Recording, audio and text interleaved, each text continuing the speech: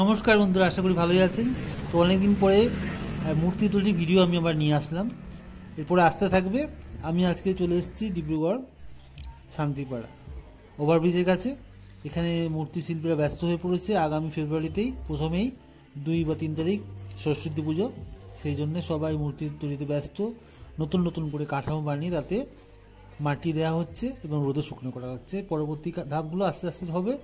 তো প্রাথমিক কাজ যেটা, সেটা আপনাদের সামনে তুলে ধরলাম। আশা করি ভালোই লাগবে।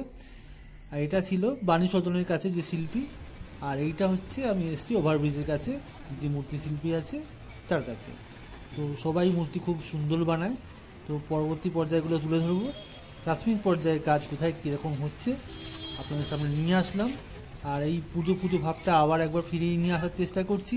আশা করি আপনাদের ভালোই লাগবে। তো সরস্বতী পুজো সবাই অনেক অনেক এনজয় করবে।